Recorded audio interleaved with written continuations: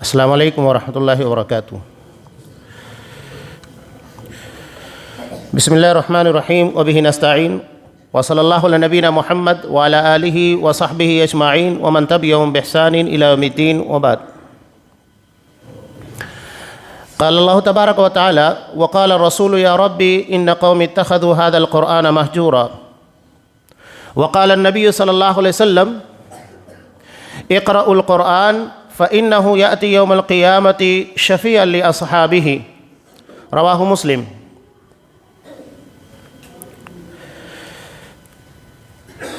تمام قسم کی تعریفات اللہ رب العالمین وحدہ لا شریک کے لیے لائق و زیبا ہیں، جو ساری کائنات کا تنہا خالق و مالک ہے، اور بے شمار درود و سلام ہوں اللہ کے آخری نبی جناب کریم محمد رسول اللہ صلی اللہ علیہ وسلم کی ذات مقدسہ پر۔ محترم سامعین، خطبہ مسنونہ کے بعد میں نے آپ کے سامنے سورہ فرقان کی ایک آیت اور نبی کریم صلی اللہ علیہ وسلم کی حدیث کا ایک ٹکڑا پیش کیا۔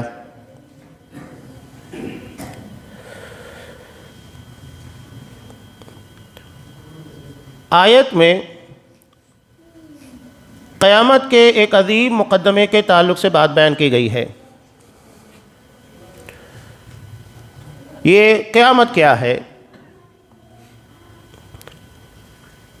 قیامت جس دن کے بارے میں ہر مؤذن روزانہ ہمیں آواز دیتا ہے، حی علی الفلاح، آؤ کامیابی کی طرف، یعنی قیامت کی کامیابی ایسی ہے جو سب سے عظیم ہے، ایک مرتبہ مل جائے چھینی نہیں جا سکتی، اور اگر وہ نہ ملے تو دوبارہ حاصل نہیں کی جا سکتی۔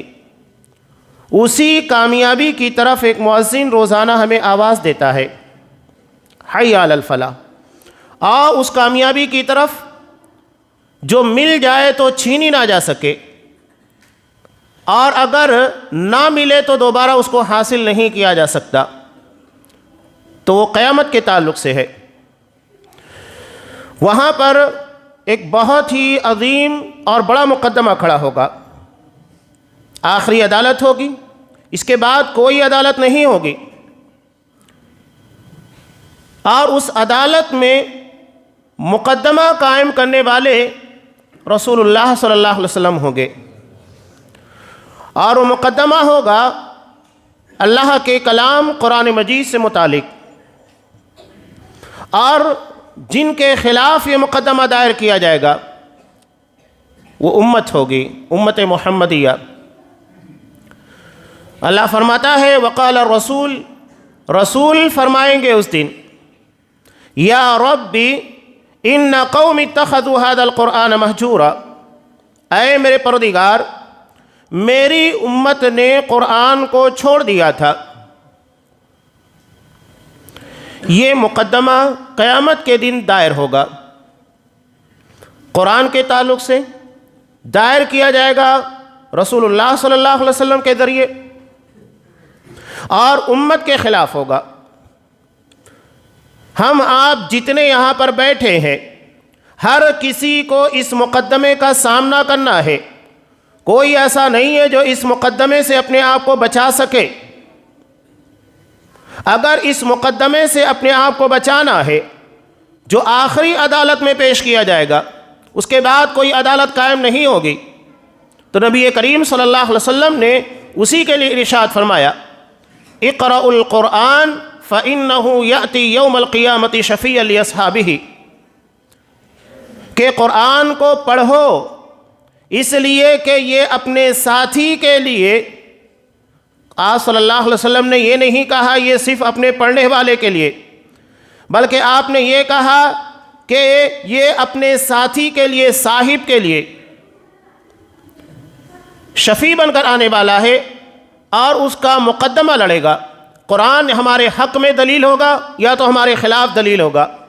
اگر ہم قرآن مجید کو پڑھنے والے، قرآن کے پر عمل کرنے والے، قرآن کی دعوت دینے والے، قرآن کے خلاف اٹھنے والے، اعتراضات کا جواب دینے والے اگر یہ ہیں تو قرآن ہمارے حق میں مقدمہ لڑے گا، اللہ کا یہ کلام آپ صلی اللہ علیہ وسلم نے کہا شفیع لاصحابہ، یہ اس کے ساتھیوں کے لیے شفیع ہوگا، سفارشی ہوگا، اور اگر ہم نے ایسا نہیں کیا تو حالات کے رخ ہمارے خلاف ہوں گے۔ اس قرآن کے خلاف اور اس کے نہ پڑھنے کی وجہ سے، اس پر نہ عمل کرنے کی وجہ سے مقدمہ ہمارے خلاف ہوگا۔ بتائیے کیا ہم رسول کے اس مقدمے سے جو قرآن کے چھوڑ دینے کے پر قائم کیا جائے گا اپنے آپ کو بچا سکتے ہیں؟ نہیں بچا سکتے۔ تو آپ صلی اللہ علیہ وسلم نے قرآن کا ساتھی بننے کا حکم دیا کہ اس کے ساتھی بن جاؤ، تو یہ تمہارا مقدمہ لڑے گا، تمہارا سفارشی ہوگا۔ قرآن کا ساتھی کون ہے؟ دنیا میں بھی ہم دیکھتے ہیں سنگت، ایک انسان دوسرے انسان کا ہوتا ہے۔ قرآن جس کا ساتھی بن جائے، یعنی اس کو نصیحت کرنے والا، اس کی اصلاح کرنے والا، اس کے معاملات کو سدھارنے والا، اس سے بہتر کوئی ساتھی نہیں ہو سکتا۔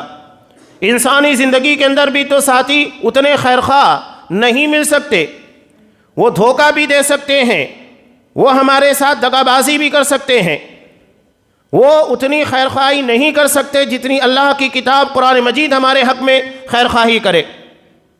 تو اس کے ساتھی بنو، اور اسی کی تعبیر ہے قرآنی مسلمان، یعنی جنہوں نے قرآن مجید کو پڑھا، اس کے پر عمل کیا، اس کی دعوت دی اور اسی کی نشر و اشاعت کی، اور اس کی تعلیمات یا اس کے خلاف اگر کسی نے کچھ کہنے یا لکھنے کی کوشش کی تو اس کا دفاع کرنے کا حق ادا کیا۔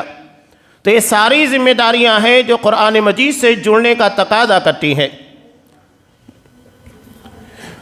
قرآن نے اپنے تعلق سے جو باتیں بیان کی، سورہ شورى کی بالکل اخیر آیت آپ پڑھیے، اللہ تبارک و تعالیٰ نے قرآن مجید کو روح سے تعبیر کیا، وَكَذَلِكَ أَوْحَيْنَا إِلَيْكَ رُوحًا مِّنْ أَمْرِنَا، کہ ہم نے اسی طرح آپ کی طرف روح کو بھیجا ہے، روح کی وحی کی ہے۔ مَا كُنْتَ تَدْرِي مَا الْكِتَابُ وَلَا الْإِيمَانُ، آپ کو کچھ پتہ ہی نہیں تھا کہ ایمان کیا چیز ہے، اور نہ کتاب کے بارے میں آپ کو علم تھا۔ یہ سب قرآن مجید کے نزول کے بعد آپ کو پتہ لگا۔ یہاں اللہ نے قرآن مجید کو روح سے تعبیر کیا۔ یہ روح کون سی ہے؟ جو ہماری ایمانی زندگی کو روشن کرتی ہے۔ اگر ہم نے ایمان سے اپنا رشتہ کاٹ لیا تو سمجھ لیجئے کہ ہم مردہ ہیں۔ ایک بات کسی دانشور نے بہت پیاری کہی کہ چیزیں جب اپنا مقام چھوڑ دیتی ہیں، یعنی جہاں سے اسے منسلک ہونا چاہیے، جس مقام کے پر انہیں رہنا چاہیے، تو پھر ان کی اہمیت اور ان کی عزت ختم ہو جاتی ہے۔ بہت ساری مثالیں اس نے پیش کی کہ بال جب تک کہ انسان کے جسم کے پر اپنے مقام پر ہوتا ہے، اس کو سنوارا جاتا ہے، روزانہ اسے دھلا جاتا ہے، کنگھی کی جاتی ہے، لیکن جیسے ہی اس کو کٹنگ کیا جاتا ہے تو دامن کے پر سے بالوں کو جھڑک دیا جاتا ہے، پھینک دیا جاتا ہے، کوئی اسے اپنے دامن کے پر برداشت نہیں کرتا۔ یہی معاملہ ہمارے دانت کا ہے، ہمارے جسم کا، تمام چیزوں کا ہے، ناخن کا ہے۔ جب تک یہ اپنے مقام کے پر ہے، اپنی اصل کے پر قائم ہے، تب تک ان کی عزت ہوتی ہے، ان کا احترام باقی رہتا ہے۔ لیکن جب یہ اپنا مقام چھوڑ دیتے ہیں تو اس کے بعد نتیجہ کیا ہوتا ہے؟ پھینک دیا جاتا ہے۔ یہی معاملہ دراصل قوموں کا بھی ہے کہ جب تک ہم اپنے آپ کو قرآن سے جوڑ کر رکھیں گے، قرآنی مسلمان بن کر رہیں گے، اللہ ہمیں دنیا میں عزت عطا کرے گا، جس کے بارے میں حضرت عمر فاروق رضی اللہ تعالیٰ عنہ نے نبی کریم صلی اللہ علیہ وسلم کی حدیث کو نقل کیا تھا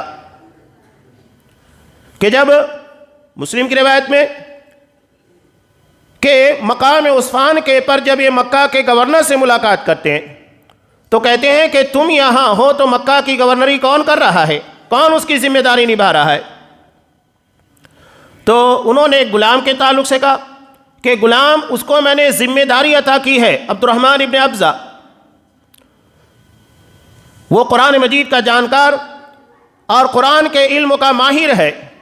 تب حضرت عمر فاروق رضی اللہ تعالیٰ عنہ نے نبی کریم صلی اللہ علیہ وسلم کی اسی حدیث کو پیش کیا تھا کہ ان اللہ یرفع بہذا الکتاب اقواما ویضع بآخرین، کہ تمہارے نبی نے یہ بات ارشاد فرمائی ہے کہ اللہ اسی کتاب کے ذریعے سے قوموں کو، لوگوں کو بلندی، رفعت عطا کرے گا، دنیا میں عزت عطا کرے گا، اور اسی کے ترک کرنے کی وجہ سے انہیں ذلیل کرے گا، انہیں رسوا کر کے رکھ دے گا، جسے علامہ اقبال نے اپنے شعر کے اندر کہا تھا کہ وہ زمانے میں معزز تھے مسلمان ہو کر، اور ہم خوار ہوئے تاریک قرآن ہو کر۔ اصحاب اکرام کی زندگی آپ دیکھیے، قرآن مجید کی چلتی پھرتی تعبیر تھے۔ قرآن نے اصحاب کرام کے ایمان، ان کے معاملات اور ان کے عمل کو یوں ہی ہمارے لیے دلیل اور اسوہ نہیں قرار دیا کہ فَإِنْ آمَنُوا بِمِثْلِ مَا آمَنْتُمْ بِهِ فَقَدِ اهْتَدَوْا، کہ تمہارا ایمان اسی وقت معتبر ہوگا اور ہدایت کے پر اسی وقت تم تسلیم کیے جاؤ گے جب تمہارا ایمان مثل صحابہ کے ایمان کی طرح ہو جائے۔ مثل صحابہ یعنی جس طرح صحابہ کا ایمان ہے اس طرح تمہارا ایمان ہونا چاہیے۔ اور ایمان صرف زبان کا نام نہیں ہے، الایمان قول و عمل، زبان سے اقرار کرنے اور عمل کے ذریعے اس چیز کو ثابت کرنے کا نام ہے۔ تو اصحاب کرام کے ایمان کو قرآن مجید نے ہمارے لیے معیار قرار دیا۔ کیوں قرار دیا؟ اس لیے کہ انہوں نے قرآن کے حکم کی تعبیر اپنے آپ کو بنایا تھا۔ چاہے صدقات کی بات لیجئے، عبادات کی بات لیجئے، نفسوں کی قربانی کی بات دیجئے، ایثار، ہمدردی، ساری چیز کس چیز کو آپ کو لینا چاہیے؟ قرآن کا حکم نازل ہوتا، اصحاب اکرام اپنے آپ کو، اپنے کردار کو، اپنے معاملات کو اس کے مطابق ڈھالا کرتے۔ قرآن کی آیت نازل ہوئی لَن تَنَالُوا الْبِرَّ حَتَّى تُنْفِقُوا مِمَّا تُحِبُّونَ، کہ تم ہرگز نیکی کو نہیں پہنچ سکتے جب تک کہ اپنی پسندیدہ محبوب ترین چیزوں کو اللہ کی راہ میں خرچ نہ کرو۔ جیسی ایک صحابی نے سنا، کہا کہ اللہ کا رسول، اللہ ہم سے مطالبہ کرتا ہے کہ محبوب ترین چیزوں کو اللہ کی راہ میں خرچ کرنا چاہیے۔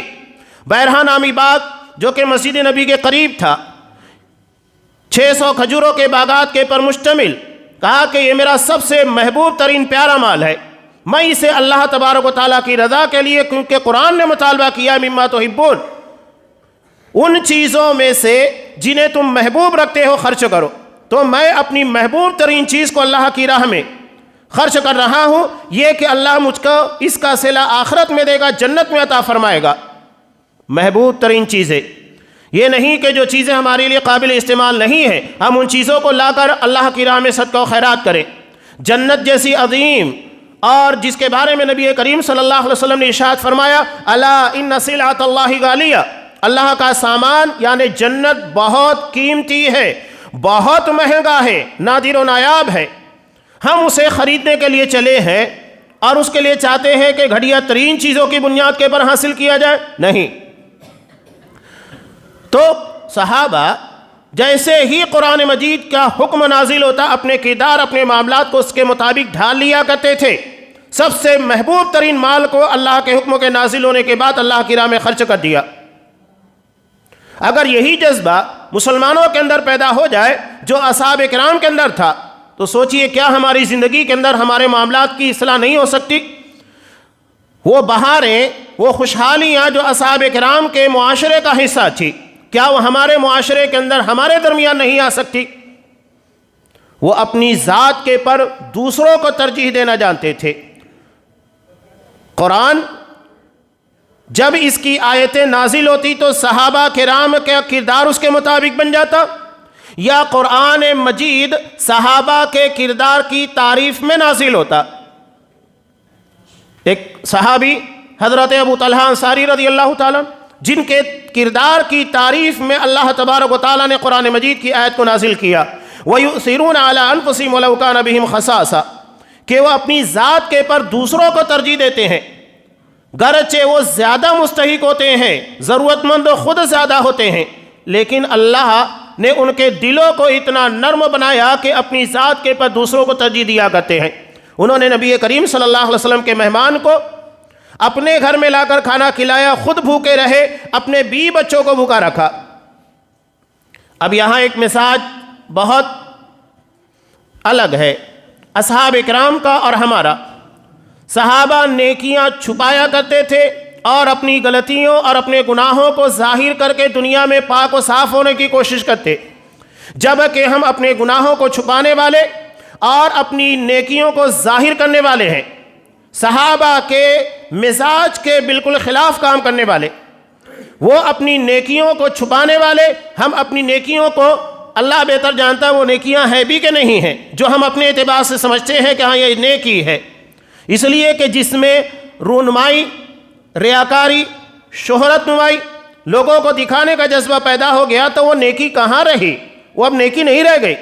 اس نے نیکی کے پورے عمل کے پر، اخلاص اور الہیت کے پر پانی پھیر دیا ہے، اب وہ نیکی بھی نہیں رہ گئی ہے، لیکن ہم اسے لوگوں کے درمیان عیاں کرتے ہیں، بتانے کی کوشش کرتے ہیں۔ اور یہ چیز تو سوشل میڈیا کے پر بھی ہمیں نظر آتی ہے کہ کہیں کسی غریب کو 150 دے رہے ہیں تو سیلفی لی جا رہی ہے، فوٹوز لے لیا جا رہے ہیں کہ دیکھو ہم یہ نیکی کا کام کر رہے ہیں۔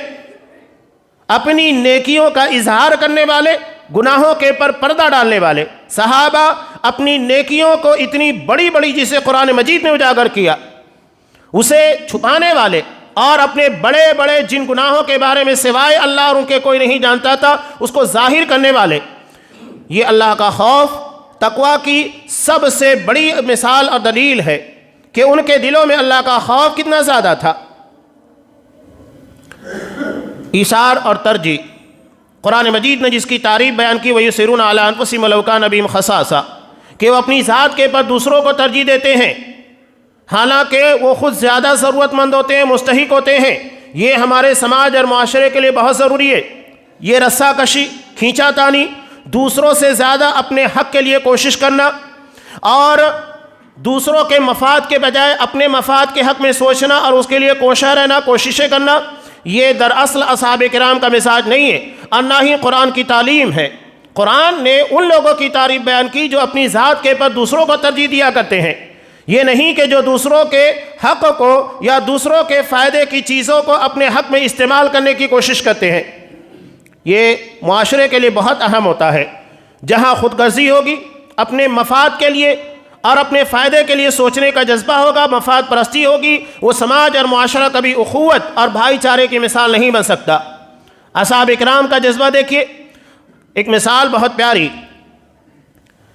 ہر جگہ چیز آپ کو نظر آئے گی اصحاب اکرام کی زندگی کے اندر، جنہوں نے قرآن کی تعلیم کے مطابق اپنی زندگیوں کو ڈھال لیا تھا۔ قرآن نے جن کے اعمال کی، جن کے معاملات کی تعریف بیان کی۔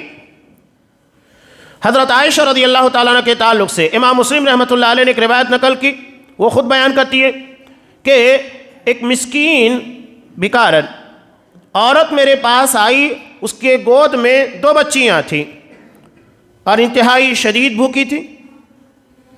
جب اس نے میرے گھر کے پر، میری چوکھٹ کے پر آ کر کچھ مانگا، گھر میں 3 کھجور تھی، میں نے تینوں کھجوریں اٹھائیں اور اس بھکارن کے حوالے کر دی۔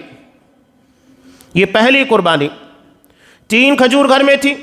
حضرت عائشہ صدیقہ رضی اللہ تعالیٰ عنہ نے اپنی ذات کے پر اس بھکارن کو ترجیح دی اور تینوں کے تینوں کھجور اٹھا کر اس کے حوالے کر دی، ایک مانگنے والی کے حوالے کر دیا۔ پہلی قربانی، پہلی ترجیح۔ اس کے بعد اس ماں نے جو شدید بھوکی تھی، بچیاں زیادہ بھوکی تھیں، دونوں بچیوں کو ایک ایک کھجور دیا اور ایک کھجور خود کھانا چاہتی تھی۔ بچیاں بہت بھوکی تھیں، بچیوں نے فوری طور کے پر بھوک کی شدت کی وجہ سے اپنی اپنی کھجوریں کھا لی اور اس کے بعد ماں سے اس ایک کھجور کا بھی مطالبہ کر لیا جسے ماں کھانا چاہتی تھی۔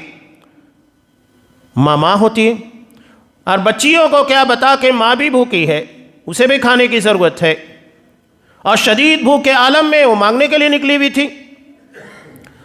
حضرت عائشہ صدیقہ رضی اللہ تعالیٰ عنہ بیان کرتی ہے، فَشَقَّتِ التَّمْرَةَ الَّتِي كَانَتْ تُرِيدُ أَن تَأْكُلَهَا، اس بیکارن نے اس ایک کھجور کو 2 حصوں میں تقسیم کیا جسے وہ خود کھانا چاہتی تھی، اور دونوں ایک کھجور کے 2 ٹکڑے کرنے کے بعد دونوں کو ایک ایک ٹکڑا دے دیا۔ حضرت عائشہ صدیقہ رضی اللہ تعالیٰ عنہ کہتی ہیں کہ فَعَجَبَنِي شَأْنُهَا، مجھے اس کا یہ عمل تعجب میں ڈال دیا کہ ایک ماں جو اتنی شدید بھوکی تھی، اپنی ممتا اور اپنے ماں کے جذبے کے تحت اس نے بچیوں کے درمیان ایک کھجور کے 2 حصے کر کے تقسیم کر دیا، خود نہیں کھائی، وہ تو چلی گئی۔ یہ دوسری قربانی تھی جو ایک ماں نے اپنی بچیوں کے لیے دی. ایثار اور قربانی اسی کو کہا جاتا ہے. جب نبی کریم صلی اللہ علیہ وسلم گھر میں تشریف لائے تو میں نے اس واقعے کا تذکرہ نبی کریم صلی اللہ علیہ وسلم سے کیا. تب آپ صلی اللہ علیہ وسلم نے ارشاد فرمایا ان اللہ قد اوجب لها بها الجنہ او اعتقها بها من النار. یہ نبی کریم صلی اللہ علیہ وسلم کا فیصلہ کمنٹ سے، یہ عدالت نبوی کا فیصلہ. اللہ جذبات کو دیکھتا ہے. اس ایک کھجور کو اپنی دونوں بچیوں کے درمیان تقسیم کرنے کی وجہ سے اللہ نے اسے جنت کے لیے واجب کرا دیا یا اسے جہنم سے نجات دے دی. ان اللہ قد اعتق اوجب لها بها الجنہ. اس عمل کی بنیاد پر اللہ نے اس کے لیے جنت کو واجب کرا دیا یا اسے جہنم سے نجات دی. یہ نبی کریم صلی اللہ علیہ وسلم کا فیصلہ ہے. ایک ماں کے جذبے کے سامنے اس کی ممتا کے لیے آپ صلی اللہ علیہ وسلم نے فیصلہ کیا. یہ فیصلہ ایثار اور قربانی کی بنیاد کے پر تھا. ترجیحات، دوسروں کو اپنی ذات کے پر ترجیح دینا سیکھیے. اگر ہم کھینچا تانی رسہ کشی کی زندگی گزاریں گے اس میں حسد پیدا ہوگا، بغض پیدا ہوگا، نفرتیں پروان چڑھے گی، محبت کبھی پروان نہیں چڑھ سکتی. اگر ہم یہ چاہتے ہیں کہ ہمارا معاشرہ قرآنی معاشرہ بنے اس کے لیے اس آیت کی تعبیر بننا ہوگا. وَيُؤْثِرُونَ عَلَىٰ أَنفُسِهِمْ وَلَوْ كَانَ بِهِمْ خَصَاصَةٌ. ہمارے کتنے اختلافات، چاہے وہ گھریلو ہوں، بھائی کے ہوں، بہنوں کے ہوں، رشتہ داروں کے یا کسی پڑوسی کے. کیوں ہے؟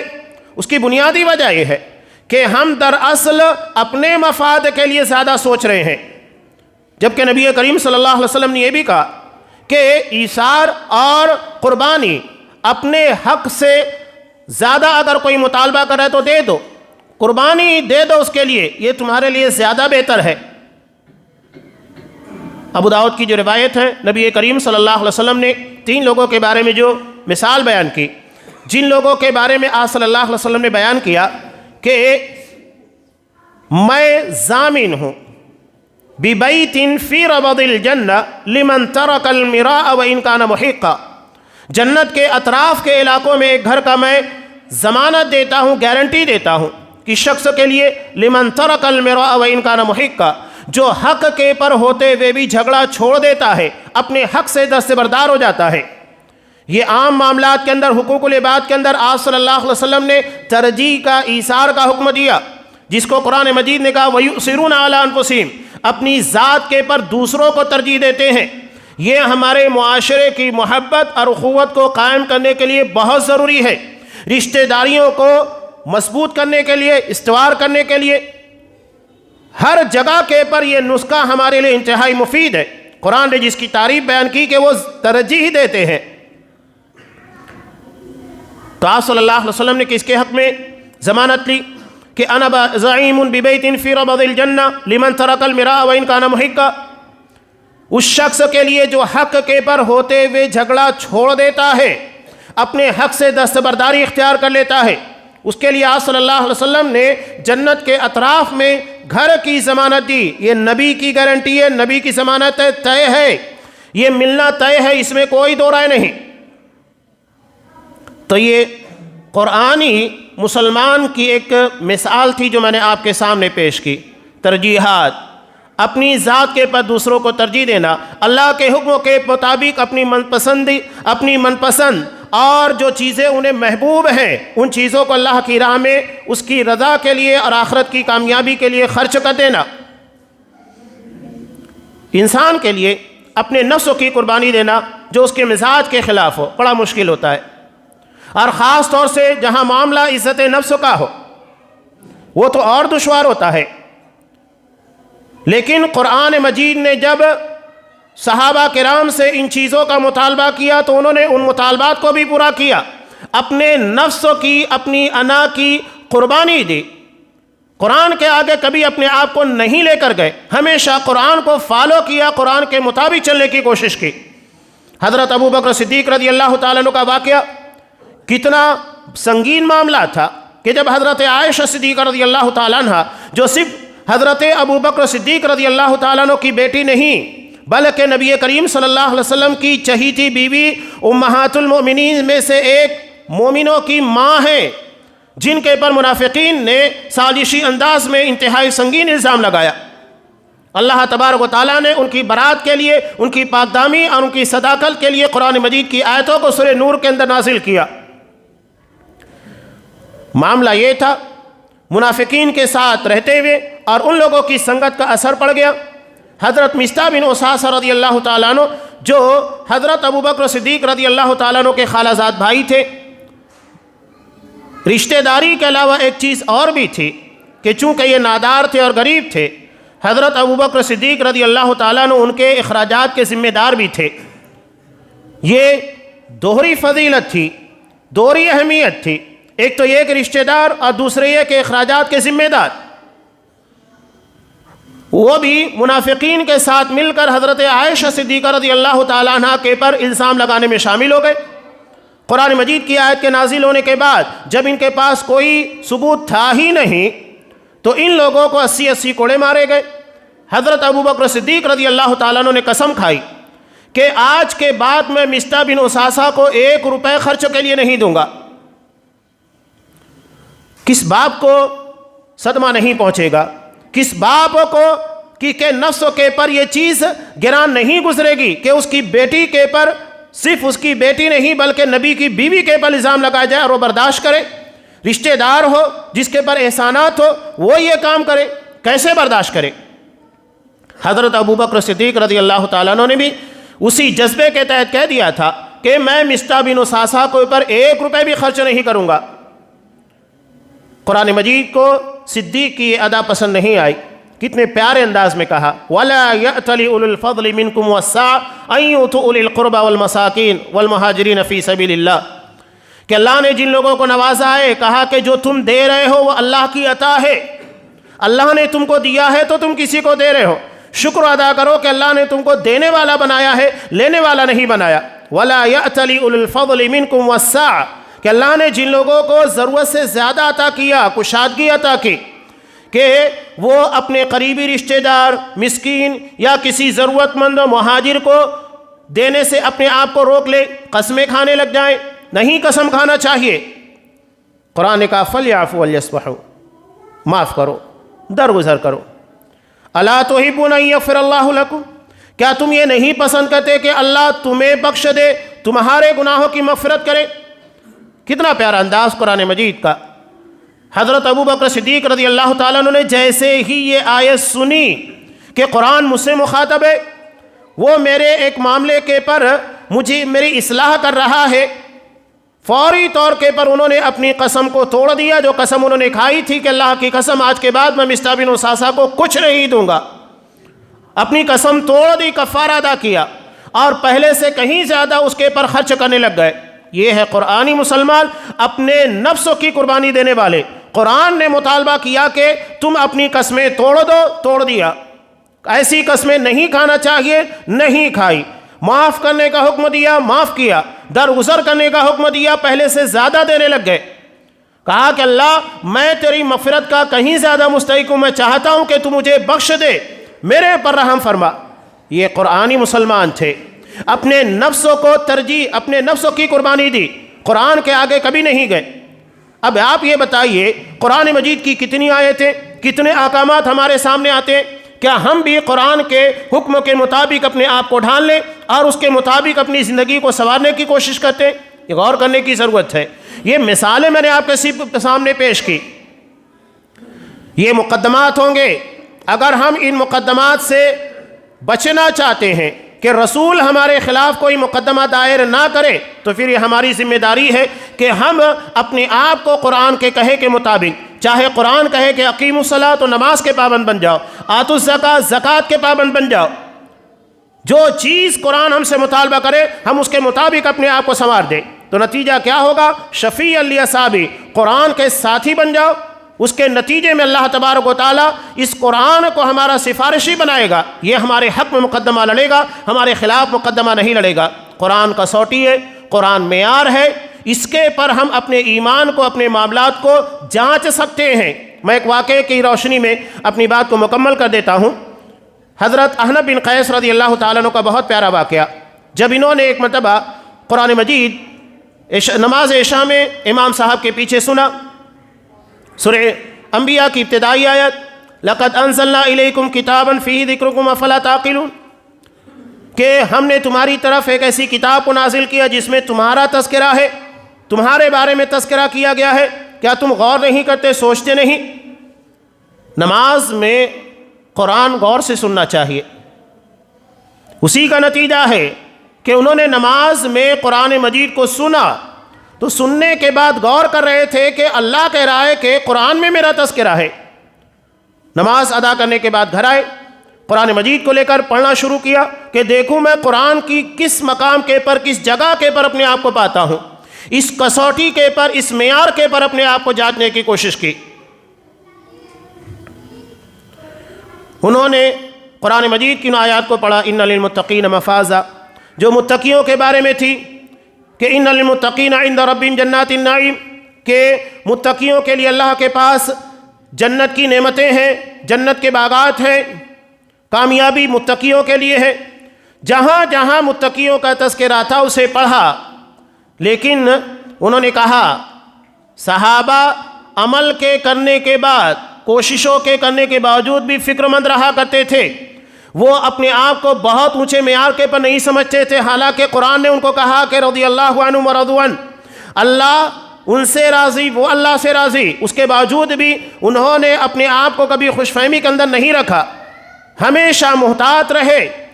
تو انہوں نے کہا کہ میں اتنے نیک اور پارسا لوگوں میں نہیں شامل ہوں کہ اللہ تبارک و تعالیٰ کے اتنے کامیاب ترین بندوں میں میرا شمار ہو۔ اس کے بعد جب جہنمیوں کے بارے میں تذکرہ پڑا کہ ان المجرمین فی ضلال وسعر، کہ جہنمیوں کو دہکتی بھی آگ کے اندر داخل کیا جائے گا، مجرمین کو، تو کہا کہ میں اتنا گیا گزرا بھی نہیں ہوں کہ میرا پروردگار مجھے ان مجرمین کے ساتھ شامل کرے۔ پڑھتے پڑھتے قرآن مجید کی آیت سورہ توبہ کے پر پہنچے، قرآن نے جن کے بارے میں کہا اعترفوا بذنوبہم، کہ کچھ ایسے لوگ بھی ہیں جو اپنے گناہوں کا اعتراف کرتے ہیں کہ ہاں پروردگار، انسان ہونے کی بنیاد کے پر ہم نے یہ خطا کی، غلطی کی، خلطوا عملا صالحا وآخر سیئا، وہ اپنے نیک عمل کے ساتھ کچھ برائیاں، کچھ غلطیاں بھی کر جاتے ہیں، لیکن اللہ نے ان لوگوں کے بارے میں کہا عسى اللہ ان یتوب علیہم، ممکن ہے اور قریب ہے کہ اللہ ان کی توبہ کو قبول فرمائے، ان کے پر رحم فرمائے۔